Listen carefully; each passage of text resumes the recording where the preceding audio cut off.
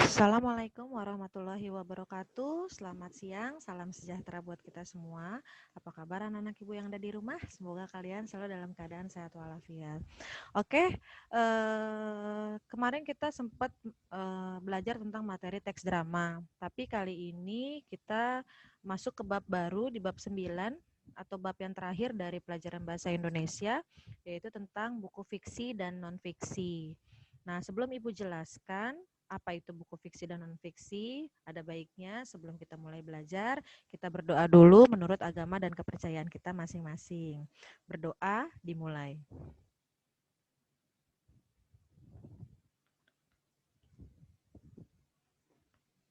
Berdoa selesai.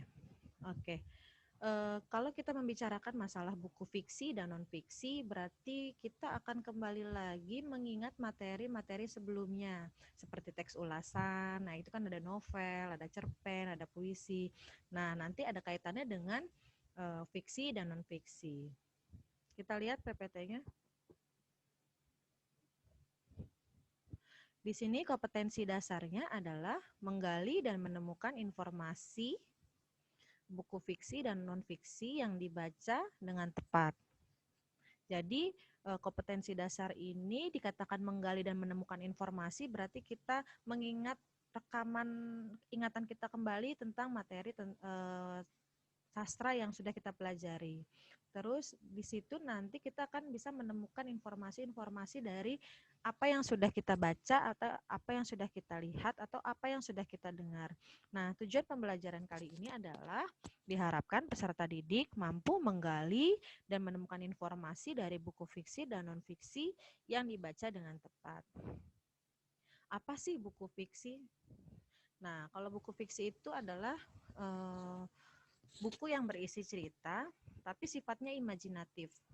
Tidak membutuhkan pengamatan dalam pembuatannya dan tidak perlu dipertanggungjawabkan karena ide ceritanya berasal dari hayalan atau imajinasi penulis. Bahasa yang digunakan biasanya bahasa kiasan atau konotatif. Jadi, pembaca diajak untuk masuk ke dalam cerita itu dengan bahasa yang tidak biasa. Nah, contoh buku fiksi ada apa saja? Nah, tadi Bu Anita bilang, mengingat kembali rekaman pelajaran yang sudah sempat diajarkan, seperti cerpen, novel, puisi, drama, dongeng, mitos, fabel, hikayat, komik, dan sebagainya. Nah, nanti Bu Anita akan bahas satu persatu mulai dari cerpen sampai juga komik. Nah, di sini mengingat kembali cerpen itu dikatakan adalah sebuah karya sastra pendek yang bersifat fiktif. Berarti ini masuk sebagai buku fiksi dan mengisahkan tentang suatu permasalahan yang dialami oleh tokoh secara ringkas, mulai dari pengenalan sampai akhir dari permasalahan yang dialami oleh tokoh. Nah, struktur dari cerpen apa lagi? Ada orientasi, ada komplikasi, ada evaluasi, dan ada resolusi. Nah, unsur intrinsik yang dibahas dalam cerpen ada apa saja? Ada tema, ada alur. Nah, setting ini dikatakan sebagai latar, ada tokoh, watak, sudut pandang, dan amanat. Jadi kalau kita membicarakan buku fiksi, otomatis kita akan melihat karya sastra. Nah, di sini ciri-ciri cerpen itu dikatakan bersifat fiktif atau karangan dari penulis. Karena kenapa? Tersusun tidak lebih dari 10.000 kata. Dapat dibaca dengan sekali duduk. Diksi yang dipakai tidaklah rumit sehingga mudah dipahami. Memiliki alur tunggal atau satu jalan cerita. Biasanya ditulis berdasarkan peristiwa dalam kehidupan. Dan biasanya cerpen ini memiliki pesan moral yang terkandung di dalamnya. Nah, fungsi cerpen ada apa aja? Ada 5. Ada fungsi reaktif, ada fungsi estetis, ada fungsi didaktif, ada fungsi moralitas, dan ada juga fungsi releguitas.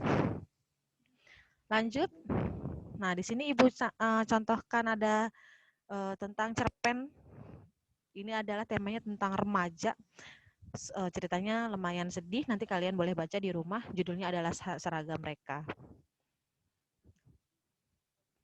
Nah, lanjut. Nah, tadi fiksi, selain cerpen ada apa? Ada novel. Artinya adalah karangan prosa yang panjang, mengandung rangkaian cerita kehidupan seseorang dengan orang di sekelilingnya. dengan menonjolkan watak dan sifat pelaku. Unsur intrinsiknya ada apa aja? Tema, latar, alur, tokoh, penokohan, gaya bahasa, sama amanat. Jadi nggak jauh ya. Cuma kalau novel ini ditambahkan ada yang namanya unsur ekstrinsik. Kalau unsur ekstrinsik itu bisa ada nilai moralnya, ada latar belakang pengarangnya, kenapa bisa menciptakan novel itu, ada latar belakang masyarakat yang memberikan komentar terhadap novel atau karya sastra tersebut, dan nilai yang terdapat dalam novel, nilai moral, dan lain-lain sebagainya. Nah, ciri-ciri novelnya ada apa aja? Biasanya umumnya terdiri dari 400 halaman, karena novel itu nggak mungkin sedikit dibandingkan cerpen, atau jumlah katanya lebih dari 35.000 kata. Nah, novel ditulis dengan suatu narasi dan deskripsi untuk menggambarkan suasana. Alur yang ceritanya itu kompleks banget. Cerita sebuah novel itu biasanya panjang, kalimat yang diulang, atau durasi membacanya akan lebih cukup lama.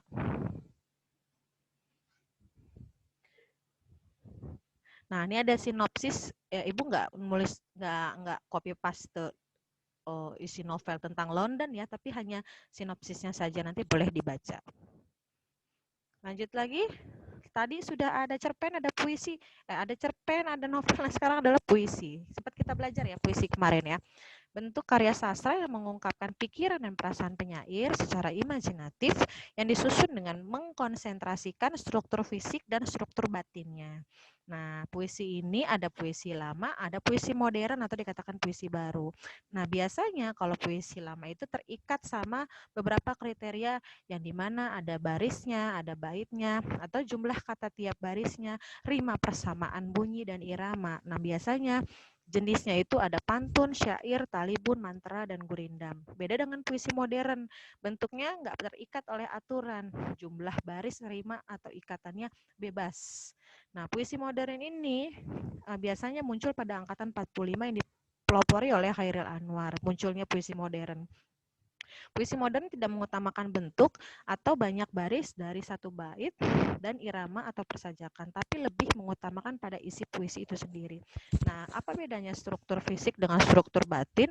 Kalau struktur fisik biasanya yang dibahas itu diksi, pencitraan, majas, rima, ritma, atau tipografinya. Sedangkan kalau struktur batin yang dibahas itu biasanya tema, perasaan, nada dan suasana, dan amanatnya. Nah, cara biasanya membuat puisi apa? Pertama itu biasanya adalah menentukan jenis puisinya yang mau dibuat itu seperti apa. Lalu menentukan tema atau pesan yang pengen disampaikan. Lalu mengembangkan tema menjadi kalimat berdasarkan hasil imajinasi si penulisnya. Mengungkapkan ide dalam uraian kata-kata yang sesuai dengan kaidah. Setelah puisi, nah ini ada contoh puisinya nih, sahabat. Nah, nanti kalian boleh baca di rumah ya. Nah, lanjut ada puisi. Di sini kita ada drama yang kemarin kita sempat bahas tuh yang terakhir di bab 8 itu ya teks drama. Nah, kali ini dia dikatakan sebagai karangan fiksi ya. Karena apa? Karena drama ini adalah salah satu genre sastra yang menggambarkan gerak tubuh manusia atau kehidupan manusia. Nah, dari ciri-cirinya drama itu berupa cerita, bentuknya dialog, tujuannya adalah untuk dipentaskan.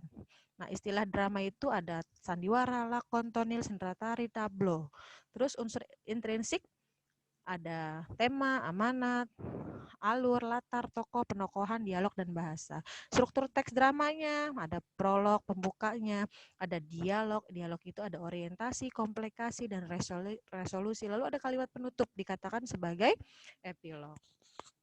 Lalu dari drama ini apalagi yang dibahas? Ada kegiatan interpretasi kemarin yang sudah kita bahas ya, yang lebih memfokuskan dan memprioritaskan pada pengkajian bagian-bagian yang paling melekat atau unsur-unsur dan simbol-simbol. Lalu apalagi ada penulisan naskah drama, yang dimana sebuah naskah yang menguraikan urutan-urutan adegan, tempat, keadaan, dan dialog yang disusun dalam konteks struktur dramatik untuk menjadi acuan dalam proses produksi. Nah, ini merupakan karangan fiksi. Nah, sini Bu kasih contohnya. Judulnya Pulang Sekolah. Nanti boleh dibaca ya. Lanjut lagi. Tadi udah ada drama, lanjut lagi ada yang namanya dongeng. Dongeng itu apa? Suatu bentuk sastra lama yang bercerita tentang suatu kejadian yang luar biasa yang penuh dengan khayalan fiksi yang dianggap oleh masyarakat suatu hal yang tidak benar-benar terjadi. Dongeng adalah suatu bentuk cerita tradisional atau cerita yang disampaikan dengan secara turun-temurun dari nenek moyang. Nah, dongeng mempunyai fungsi untuk menyampaikan ajaran moral atau mendidik dan juga menghibur. Jenis-jenis dongeng ada apa aja? Ada mite, ada legenda, ada fabel, ada hikayat, ada parabel, ada dongeng orang pendir, dan lain-lain.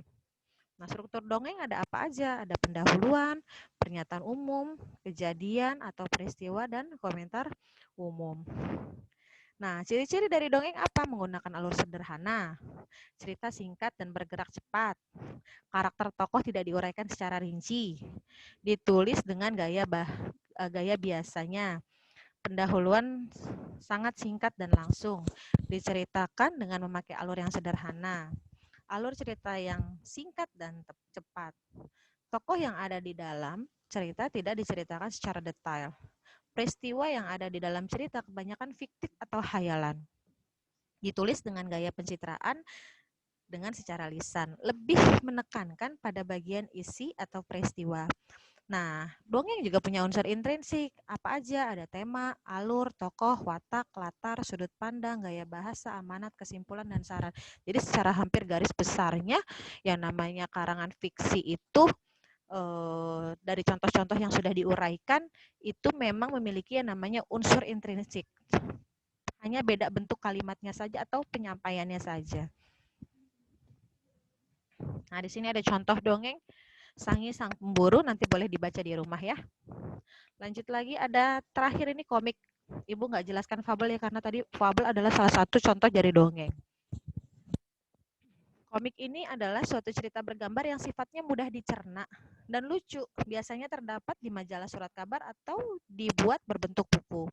Dia punya ciri-ciri menyampaikan cerita melalui gambar dan bahasa, bersifat proporsional, artinya mulai dari gambar, mulai dari tulisan. Kenapa dikatakan bersifat proporsional? Supaya menarik banyak orang. Bahasa percakapan, bersifat kepahlawanan, penggambaran watak, dan menyediakan humor. Nah, kategori komik ini terbagi menjadi beberapa. Yang pertama, berdasarkan media, ada komik strip, komik buku atau komik online. Yang kedua, berdasarkan genre, komik anak, komik humor, dan petualangan, komik biografi dan komik ilmiah, komik misteri dan horor, drama dan romantis. Yang ketiga, berdasarkan jenis cerita, komik itu ada komik edukasi, ada komik promosi atau iklan, atau komik wayang dan komik silat. Nah, ini ada contoh dari komik. Nah, ini tentang bahaya COVID. Nanti boleh dibaca ya, apa sih COVID itu? Nah, ini dikatakan berdasarkan isi berarti. Nah, kenapa dikatakan proporsional? Karena ketika melihat gambar, warna, dan isinya, kita tertarik pasti buat membacanya. Nah, nanti Bu Anita akan bahas tentang buku non-fiksi di pertemuan berikutnya ya. Nah, ini dikatakan kompetensi dasar menggali, balik lagi, menggali dan menemukan informasi dari buku fiksi dan non-fiksi. Jadi kita menggali dulu ingatan memori kita tentang karya sastra yang ada. Nah, nanti kalian boleh pahami di rumah, nanti kalian catat di rumah supaya nggak lupa. Takutnya nanti kalau di handphone hilang, nanti bingung lagi nyarinya ya. Nah, nanti boleh kalian catat di rumah tadi itu PPT-nya. Nanti akan ada tugas di pertemuan berikutnya setelah Ibu menjelaskan buku non-fiksi. Tadi kan Ibu sudah jelaskan contoh dari buku fiksi dan buku fiksi ada apa saja. Nah, nanti di pertemuan hari Rabu Ibu akan menjelaskan tentang buku non-fiksinya. Oke, terima kasih buat hari ini. Tetap semangat, ingat jangan lupa protokol kesehatannya tetap dijalankan. Cuci tangan, memakai masker, jangan menghindari namanya kerumunan. Jadi kalau nggak penting-penting banget tetap di rumah saja ya. Terima kasih buat hari ini. Sampai ketemu lagi di hari Rabu. Assalamualaikum warahmatullahi wabarakatuh.